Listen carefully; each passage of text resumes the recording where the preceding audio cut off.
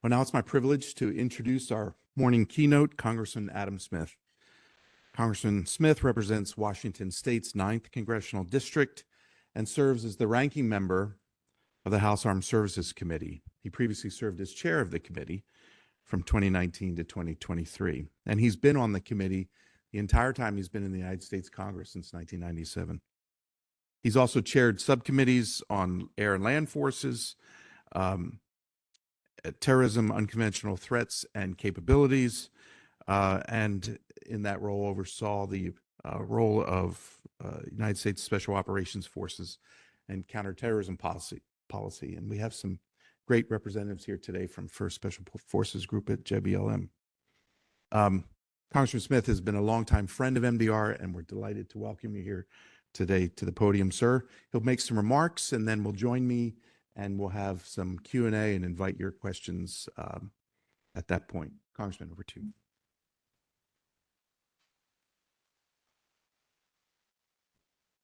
Thank you very much. It's great to be back with NBR. Really appreciate all of the work you do. The research, the information you provide is enormously helpful to all of us policymakers as we're trying to figure out how to navigate our way in the world. And we are here to, as usual, talk about Asia. But I'm going to give sort of a bigger picture of that, which I hope helps frame what it is that we're doing, because it's reasonably clear where we're at, I believe. It's just there are so many impediments to sort of dealing with the policy in the right way that it's making it challenging. Where we're at basically is there is a very clear global competition going on between the U.S., our partners, allies, and others, and sort of the rising, China, Russia, North Korea, Iran, transnational terrorist groups. I've told somebody this before, I believe, but I had a competition with my staff. It's like we kept going through that on the Armed Services Committee. That was always the threat environment. And I was like, we have to come up with an acronym. So they came up with CRINGE: China, Russia, Iran, North Korea, and global extremism. Which I thought worked fairly well. But all of those groups, they have different things that they're pursuing in some ways. Obviously, what China's trying to accomplish in the world is slightly different than what Russia or Iran or North Korea or global extremist groups are, but they have one thing in common. They want us down. They want the U.S. to be pushed out of a variety of different places. They want us and our allies and our partners in the post-World War II system to be weakened. And we can have a very robust debate about the pros and cons and what's good and what's not so good about the post-World War II system. But just understand that upfront point. They are very focused on weakening it and hopefully destroying it and ultimately replacing it. And again, you can have a debate about the pros and cons of that. But my conclusion is that would be bad for the world, certainly for us.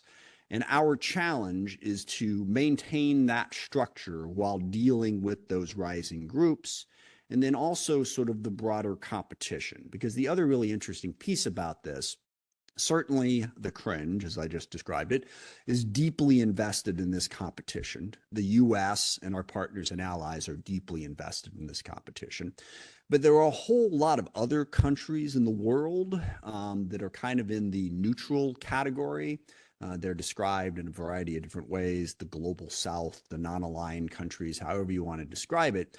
And they're just trying to survive this whole experience. I was in Singapore for the Shangri-La Dialogues a few years ago, and the Prime Minister of Singapore put it well: when elephants fight, the grass gets trampled. And they didn't like being the grass in that particular scenario. So they were kind of hoping that the U.S. and China could figure it out and get along.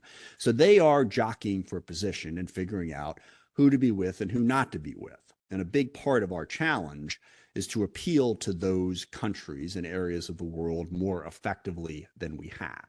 But that's the picture and what we're dealing with. And it's a huge challenge right now. And one of the biggest parts of that challenge is that the U.S. is, because of our size, our military and economic strength, we are a key part of that effort. And right now, we are conflicted on whether or not we even really want to participate in that effort. There's 1,000 different other issues that people are focused on, and not as focused on what I just said, and not sure they want to go there. We're having that fight in Congress right now as we try to figure out what to do about supporting Ukraine and or supporting Israel and or supporting Taiwan. So first of all, I think we have to make the case for why engaging in that struggle matters. I think it matters because the U.S. benefits and the world benefits from a stable globe, from a system of partnerships and alliance, a rules-based international order, and the various organizations that help hold that in place. The world's better off. It's not perfect, okay? And I recognize that much of the rest of the world that has not benefited as much as we have from that gets a little resentful when we show up and start talking about a rules-based international order, and they can point out all the times when we didn't necessarily obey those rules. That's sort of the nature of rules and structures. They aren't perfect, okay? They don't always make the right, fair decision. The people running it aren't always fair in how they approach it, but it's better than a chaotic alternative. And that chaotic alternative is what China and Russia and the others are presenting. So we have to effectively make the case for that, in my view, that this should be a core part of U.S. policy, foreign policy and elsewhere.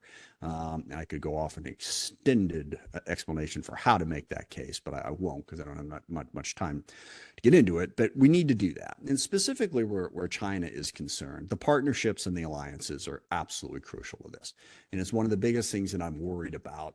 The typical American tendency, to go it alone, we're tough, we're going to take this on, no one's going to stand in our way, is a real problem right now. Because we need partners and allies, and we need to be as concerned about their interests as we are about our own. Because the United States of America, on its own, is not going to be able to deter and outcompete China. We're not. We're just not going to happen. I know we'd like to imagine this new American century. Even at the time, back in the 90s, when the neoconservatives put that out, I thought it was one of the dumbest damn things that I've ever heard expressed. The idea that the key to American success was to maintain our, quote, dominance of the world. Like anyone's going to be able to dominate the globe. Not going to happen. You're setting yourself up for failure. So we have to build those partnerships. And I believe, now I'll give you a little positive note, I think the Biden administration is doing a good job of that. The Australians were just in town talking to them about the AUKUS agreement, working with UK and Australia. Huge positive, not just because of submarines, but because of the partnership, the technological partnership that we can join in terms of meeting our joint needs. We have the Quad with Japan, India, Australia. No, I'm going to get this wrong. Anyway, Japan, India, Australia, and the US, same thing. We are massively strengthening our partnerships directly with Japan, directly with South Korea. We're making progress with India. These are all complicated subjects, but building and strengthening those partnerships and presenting it not as we are going to defeat China. That is the absolute wrong way to look at it. China is a massive global power, and so are we. What we are trying to do is create a world where we can coexist in a reasonably peaceful, stable way. But to do that, we will have to deter some of China's worst instincts and help drag them into a more rules-based approach to international engagement. And to do that, we need partnerships and we need to move forward. But again, I really want to emphasize that last point. I'm also very worried right now back in Congress and across the country with sort of the anti-China rhetoric that is out there. Going up against them, like it is this competition that we have to win and they have to lose. And to give you one example of where this is problematic and how all of it is tied together as well, as a result of the current conflict in Gaza and Israel, a group of members of Congress sent a letter out wanting to focus on Iran, wanting to focus on how can we punish, wrong word, how can we make sure that Iran doesn't have any economic power, ramp up the sanctions, do anything. And there was one line in that letter that said, we must do everything within our power to block the ability of Iran to sell oil to China. And that is the most frightening sentence that I've read in a letter signed by well over 100 members of Congress in my entire time being there, because everything we can is we can blockade them. And we can. It's really actually not that hard. All of it goes right through a very narrow strait, as most of you in this room know. We have superior naval ability to do that. We could blockade it. That's also an act of war, which we don't really want to do. We don't want to go to war with China. We don't want to go to war with Iran. But there is this mentality right now of we've got to constantly punch our adversaries in the face that misses the more subtle aspects of how we need to navigate our relationships with them. We do not want a full-scale military conflict. China is not Hitler's Germany or Hirohito's Japan. It's not. And we damn sure don't want to create a situation where they are, because that is a war that not many of us would survive. We have to figure out how to work with our partners and allies to contain the worst of what the cringe is trying to do without stumbling into a devastating global conflict. So that's your homework project. Figure out how we can do that. And as soon as you figure it out, just let me know. Actually, there are clear policies that we can put in place that help. Having a sufficient deterrent certainly matters. But again, partnerships and alliances, that is our great strength. We have wonderful partners and alliances all across the world. We need to build those and strengthen those. And then with the non-aligned countries, we need to do a better job of working to try to get them on our side more often than not. They're not going to pick a side permanently. They're pursuing their own interests as well they should. We need to understand those interests and do a better job of addressing them. China, with the Belt and Road Initiative and a number of other things, they got out front and then they started to address those concerns in a far more direct way. We need to catch up. And again, at the end of this, what would be truly wonderful is China and the U.S. as two great global powers, competing certainly, but also working together to meet the challenges that we all face as a planet. Climate change, terrorism, disease. If we could get to the place where we could work together on that, the world's going to be a better place. And I'll just close with this. I've said this before, but you look out 50 years and you think, okay, what's going to determine how well the world is doing 50 years from now?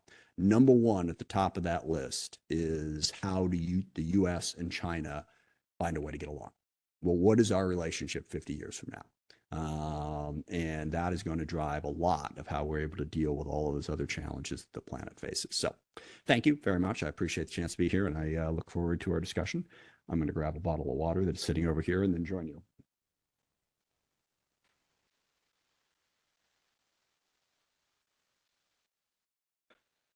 Just under 30 minutes for the leave questions, but we also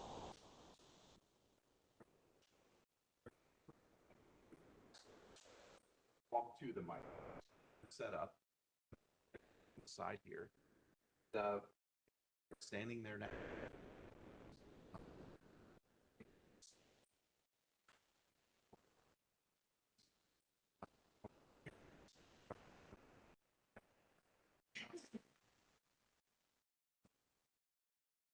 Thank you so much.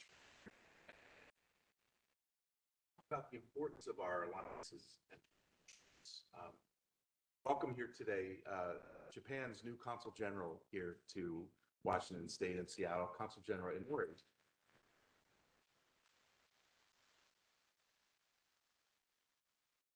To many of us, the changes in our relationship with Japan, especially in the security, but not exclusively, certainly over the time you've been in the Congress, have been quite remarkable. Any thoughts about that? Any particularly important moments that strike you about development of that especially important relationship for the United States? Well, I think that's probably, that in Australia. I mean, the strengthening of those two relationships, I think, is the most positive thing that has happened in the region. Japan has, significantly increased their partnership with us. We've resolved a couple of relatively minor trade issues, which has been a positive. And they're also stepping up on the defense side. But more than anything, Japan is really leading in the region and recognizing what the threat is. I mean, Japan's efforts to make outreach to South Korea to try to resolve some of those long-standing differences. It's been a tremendous partnership. I've been to Japan twice in the last year.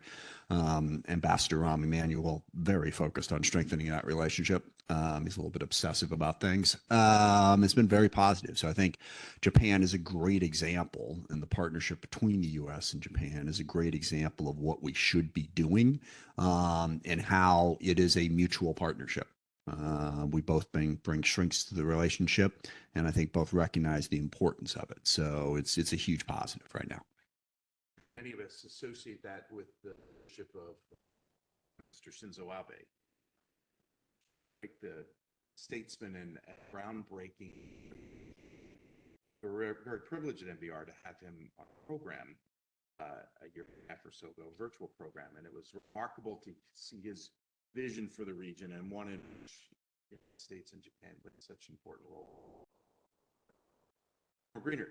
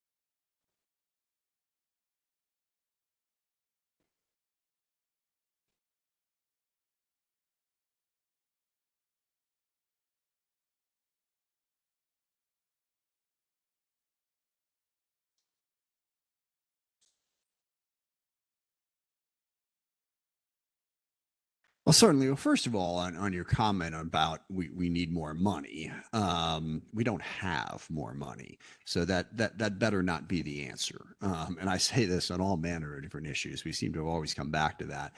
And also, I'm a huge believer. I attribute this to Winston Churchill. I don't know if he actually said it or not. I'll look it up at some point. But gentlemen, we're out of money. Now we have to think. And I've always loved that quote. And I have all kinds of moments in my life at different points where actually not having as much resources was enormously helpful, because you had to figure out how to solve the problem creatively and with focus instead of just imagining that money was going to magically, solve the problem. Ask the New York Mets how effective just spending more money is. Sorry, I'm a baseball fan. If you don't follow baseball, San Diego Padres as well. Anyway, I could go down a Mariners road here, but I won't. So number one, accept the fact that we have the resources that we have and stop imagining that a whole bunch of more money is going to come in and fix it. Second, I think the strength, and I know I'm going to keep coming back to allies and partners, and this is why I'm so excited about AUKUS. The U.S. is unlikely domestically to be able to meet the industrial-based needs that are necessary to develop the weapon systems that we need and to make the transition to so many of the new technologies that are going to be so crucial to having an adequate deterrent going forward. But again, the great strength is the partnerships. Right now we have a very straightforward problem, and that is we need more munitions. Given what's going on in Ukraine, given what's happening in Israel, given, the need to help protect Taiwan. And we are ramping up domestically. Certainly, we've learned different ways to do that, but our partners across the world are ramping up as well. And we need to better embrace the notion, I guess it's called friend assuring, if you will, that it's not just us. Who are the partners? Who are the people that we can work with?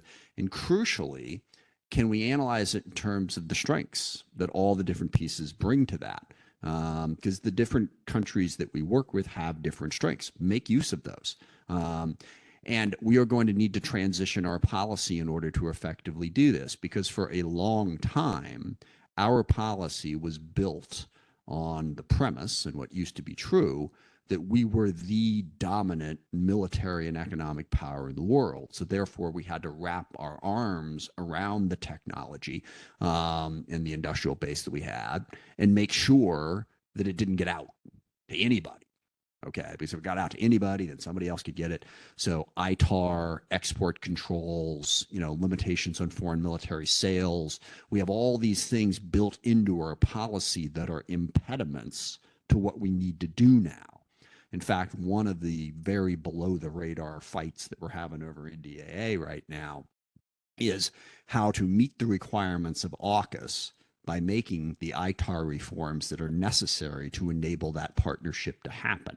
Really important, because if we can do it there, then we can start to do it elsewhere and we can build up that strength. And then we have to figure out domestically, what are we good at? You know, what do we need to preserve here locally? Not try to preserve everything, but preserve those things that are most important and that we're best at. And I will say one of the biggest limitations in our industrial base right now is workforce, is finding the employees that are out there. And so I'm going to say immigration reform. And I say it that way because we've been swinging at that one for about 20 years, and it seems more and more elusive to get at it. But you know, we need to allow more immigrants to come in on certain key areas of labor. That needs to be part of an immigration reform to make sure that we can meet those industrial base needs. But I'm optimistic. I am. You know, we are innovative. We have great partners, so I think we can, in fact, meet those needs. So AUKUS is almost the leading edge of expansion of our or internationalization of our industrial base, which, as you point out, we've been reluctant as a country to pursue for a variety of reasons, not just bureaucratic impasses. How's the ITAR going? Are we going to get it done? Well, first of all, you're right. No, I didn't mean to. It's not just bureaucratic reasons. There are policy reasons. Number one, because we felt like we could protect this information, and then potential adversaries would have a more difficult time developing the technologies that were necessary, which is still legit, by the way, in certain circumstances. But it's not as legitimate as it used to be because of the way we have, you know, diversified and democratized that sort of information. I mean, do we really think that China's not going to be able to develop a technology on their own? And don't get me wrong, they very aggressively try and steal it. I know that. But they're also pretty smart. So restricting that is a problem. And the second reason that we do it is we want to create jobs here at home. You know, we want an industrial work base, and both of those are very legitimate reasons. We just have to balance that against, can we actually compete in that industry? If we say, no, we're going to keep it all at home, we're not going to share it, is the result that we have more jobs and better technology, or is the result that we can't compete in that field anymore and we wake up one day and we're out because global competitors have chewed us up? As far as how is it going, it's not going great at the moment, because I mean, I worked forever on reforming export controls, and we got a reasonable improvement on that 2013, I think it was, when we finally got that passed. It's hard because a lot of people don't see this whole thing. I remember a debate like 97, 98 on the Armed Services Committee when we had severe restrictions on exporting supercomputers, which was really creating a problem for our domestic industry. And at the time, and I'm going to get there's probably computer experts here, but it's like we couldn't export like a 486 computer, if anybody even remembers what those numbers mean.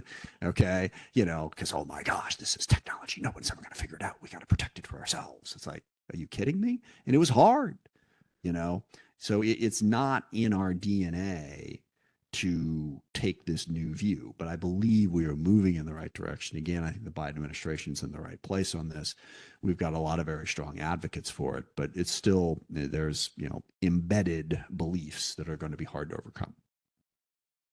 NBR's longtime president, Dr. Rich Ellings, is poised at the mic. Rich, over to you. Congressman, it's great to have you back. Great to have you back at NBR. I think the first time we interacted was decades ago. It's been a long time. And I remember when earlier in your career, I thought, you know, he is going to be chairman of Armed Services at some point. And so anyway, time came and you have risen to the top. And whether you're chairman or a ranking member, such a critical person to our country. I want to disagree with you a little bit on your kind of net assessment of the threat we face. And then I want to address just briefly the issue of leadership within a coalition, because there's no option to us, of course, leading a global coalition. So on the threat side, I see a little more urgency, and I see a little more, as far as I can tell, and a little more analogy with World War II. We have a group of dictatorships, China by far and away the biggest, more or less equivalent in power and so on, and maybe more, and actually much more so than Germany was, much more powerful than Germany ever was. But we have a very powerful dictatorship. And then we have a coalition whose common interest is to divide our attention, divide our forces, and so on. It involves Russia, of course, Iran, North Korea, you named them. They have a common interest, and so they collaborate. And anytime one does something aggressively in one area, that makes us have to scramble. How many forces do we put there? Oh my gosh, if Iran needs, we've got to put an aircraft carrier or two, what does that do to our deterrence in the Pacific and so on?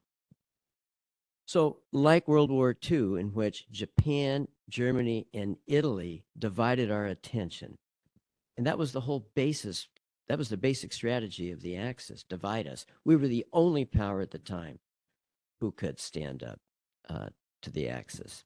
They knew that. Today, similarly, we've got a China-led coalition, and again, the United States is the only one who could conceivably stand up and organize a coalition to deter China with regard to Taiwan, the South China Sea, and elsewhere, Iran in the Middle East, Russia in Eastern Europe, North Korea on the Korean Peninsula.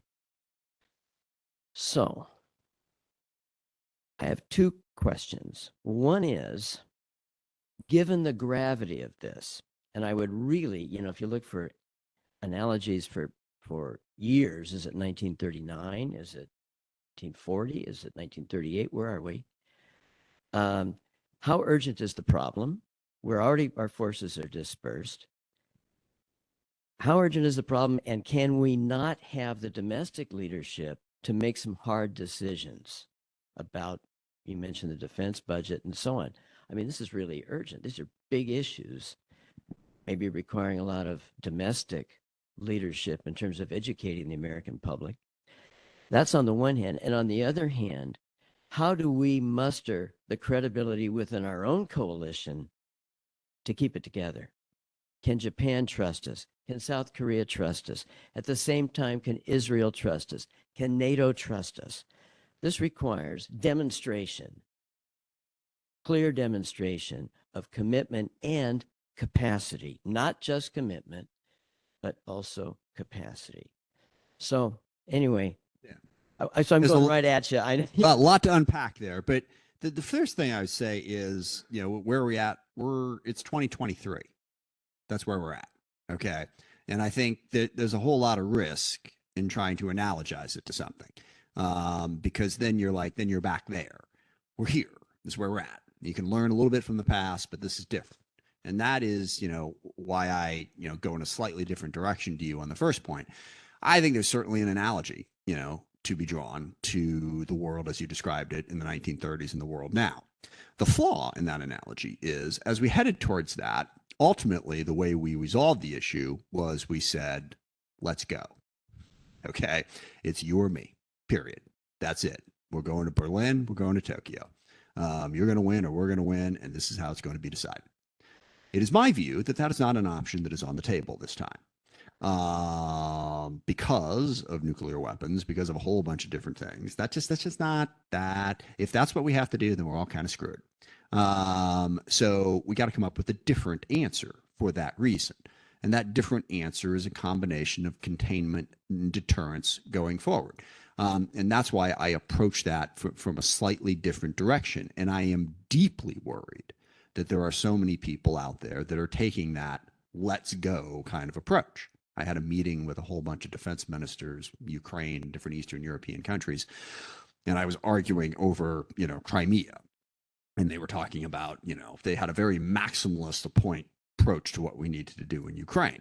Got to retake the whole thing, got to get rid of Putin, got to, the whole thing. It's like, and they gave me the Hitler analogy. It was like, we have to defeat him the same way that we defeated them. I said, so what's your plan to take Moscow? Well, no, I'm not. That's how we defeated Hitler, people. Okay.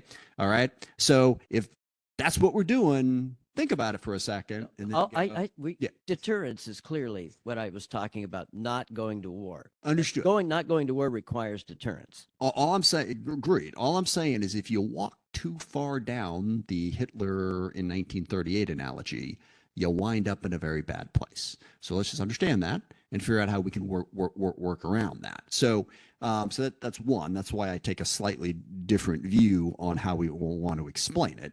And then, second, building the coalition. I think the main thing about building the coalition that is also different now than what it was then is the partners are even more important. And we also have 75 years worth of history where, how to explain this quickly? The world has gotten a sort of warped view of the US, and we've gotten sort of a warped view of them to some extent. On our side, we became hubristic. Okay. We felt like, we are the big, the first Gulf War really planted some bad ideas in our head. Okay. Which was the notion if there's a problem in the world, we're going to go fix it, and we are going to fix it. And the rest of you, yeah, you're kind of there, but at the end of the day, we're getting it done. All right. Unique moment in history, which is unlikely to ever be repeated. It has to be more of a partnership now. But the other piece of this that is a problem that people don't fully appreciate is the rest of the world has got it planted in their minds that there's no problem that the U.S. can't fix. I always tell this story. I was in Jordan at a refugee camp in 2013, met with a bunch of Syrian refugees. And of the many things we talked about, one dominated. They were pissed, and they were pissed at us because we were allowing Assad to do what he was doing. In their mind, okay, the U.S. was so big, so powerful, so able to control all of world events that if Assad was doing what he was doing, it must be what we wanted, okay, which is utter nonsense, but it is widely believed. So part of what we have to do in order to build that coalition is we need to be humble, and we need to tell the rest of the world, we're not Michael Jordan anymore here. Okay. Got it. All going to have to step up a little bit because we need that level of partnership. And then the last part of your question that I think is perhaps the most problematic, are we in the U.S. going to be able to coalesce around this, given the problems that we have in our politics? And I don't know the answer to that question. I just know that we have to try. We have to figure out how to get a more sensible politics here domestically to stand up for the basic principles in our own country, so that we can build that coalition and get more people to support us. But it is not helpful to have the rest of the world acting like Afghanistan is our fault and we abandoned them. That really upsets me. And I've had some very big arguments with parliamentarians all over the world. Well, I don't know if we can work with you. You just walked away from Afghanistan. So how can we trust you? Which, to my mind, as you can tell from my tone, is an idiotic goddamn way of looking at that. Okay. We spent 20 years, thousands of lives, trillions of dollars trying to solve an unsolvable problem. Okay. To say that proves that we don't commit. Are you kidding me? It proves the exact opposite. We are willing to commit, but what it really proves is the problems are hard to solve. All right. So let's stop with this. It's the U.S.'s fault because this didn't get solved and that didn't get solved. It's just an excuse for them to sort of hang out inside and go, gosh, I wish you guys were better at this.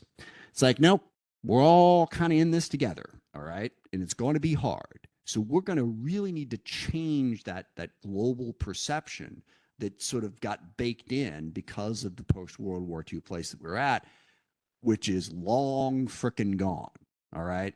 Let's look at it in a more realistic, build the partnerships and go forward and try to figure out how to do it without getting into open conflict. And I hear you. I know that's not what you were saying. But if you walk too far down that road, you wind up trying to blockade Iran and starting a war with two separate countries. So that's what I'm trying to balance. Congressman, I've spent 30 years of my professional life looking at the Chinese military that they play. And it strikes me that there are enormous challenges that institution, that organization faces. There's, in some respects, almost a fundamental lack of confidence that the top leader has in his own military, Xi Jinping. He's just, as we know, sacked his defense minister for reasons that are not entirely clear, except perhaps in the intelligence record. And that succeeds the firing of of several of their top leaders of the rocket force. At one point, some years ago, he in a speech to his military said, "I don't think you're up to speed. You suffer from peace disease. I don't think you can actually fight wars." That causes me to think that sometimes we focus on the depth of the challenge and maybe overlook some of our strengths. You're uniquely positioned, I think, to reflect on some of the unique strengths that the United States military brings to the various challenges that we face in the world. We've talked about allies and partners, and I wholeheartedly agree with you. But as you look at our own national military capabilities, what strikes you as the most unique strengths that we bring? Well, first of all, you put this is an argument that we really have to make, and one of the strongest aspects of deterrence that we can make is we have to consistently send the message to China: you're not ready for this. We are. Okay. A, it's true, and B, it has a very powerful deterrent value, which is why I'm again not happy with all the people who keep dumping on our military, talking about all the stuff we can't do, and now this whole right-wing nonsense about a woke military. A partisan political point is being used to undercut the strength of our military and to undercut the perception of it, which is deeply upsetting to me. And I had one conversation with a so-called moderate Republican where I walked through all of this, and he said, "Yeah, but that feeling, it's out there." And I'm like, well, it's out there because you're putting it out there. All right. So stop, and then it won't be out there, and we won't be having this conversation. So we need to make sure that we know our strengths and we let those strengths be known. And those strengths are, number one, for better or worse, we have not been locked in peace for too long. We've been actually fighting in a variety of different places in a way that China hasn't probably ever. I mean, I know they did a couple of wars here and there, 50 or so years ago, but they are not ready. They are not really interested in getting involved in an actual fight. We need to put that forward. The other great strength we have, and this is sort of like the theme for the morning, is partners, allies, that China really doesn't have.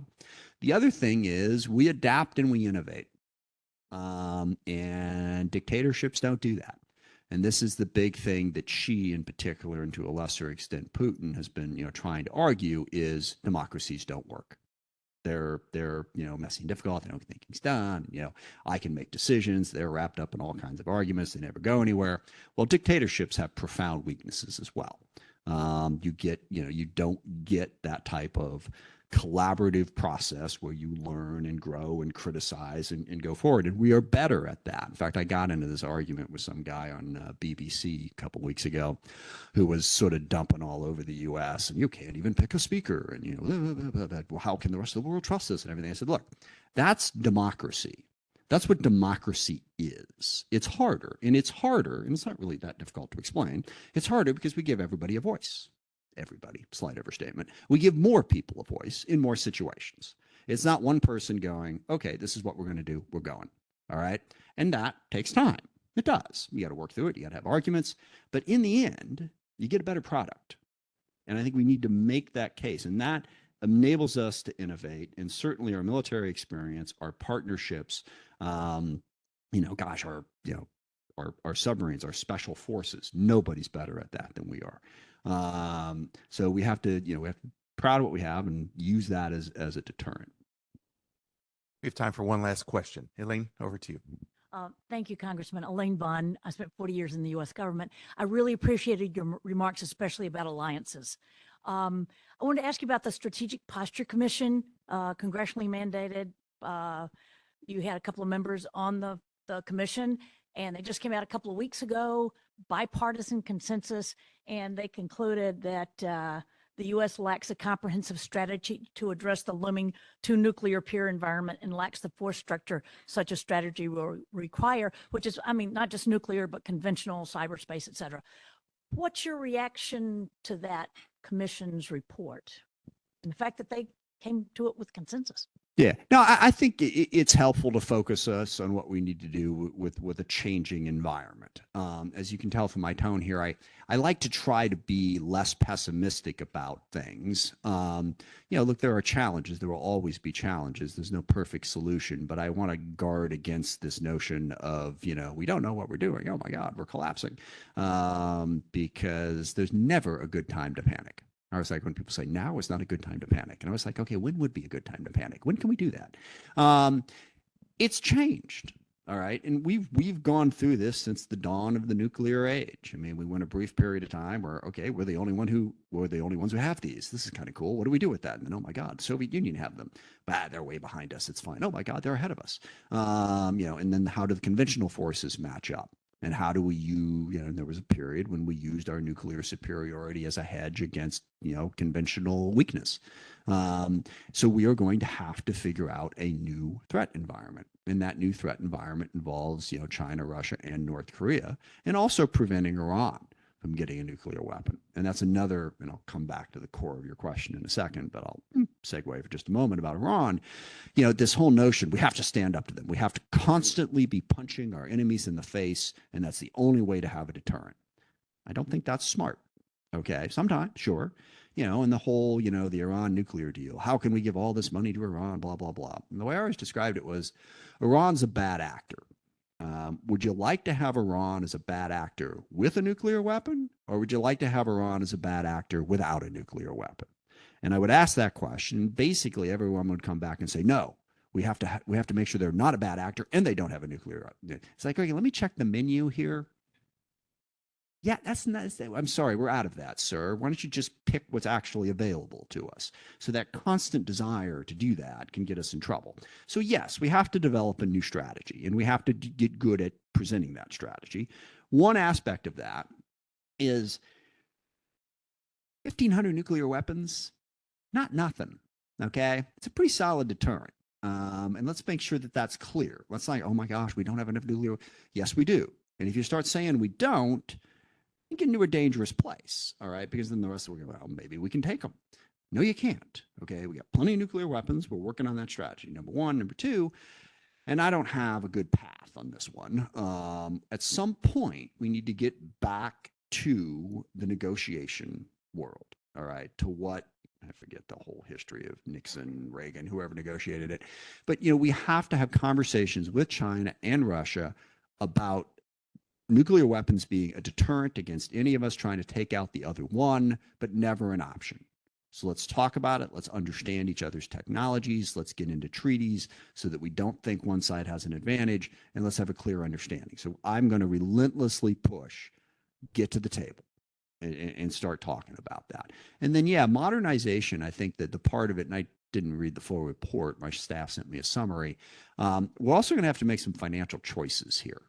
It's really expensive to modernize every aspect of our nuclear weapons. Are we going to be able to do that? Or shouldn't we make a better choice about where to emphasize what's really going to meet our needs and save us some money? Save us some money so that we can innovate in the other deterrent factors, AI, missiles, missile defense, drones, counter drone. Make those investments. And if we're spending, tens of billions of dollars over budget or hundreds of billions of dollars over budget on nuclear weapons, does that really make us safer? So that's the way I would approach that. But overall, I think the report's helpful. I think it focuses us on the challenge ahead. Congressman Adam Smith, Ranking Member, House Armed Services Committee. Thank you for kicking our day off in a wonderful way today. Please join me in thanking.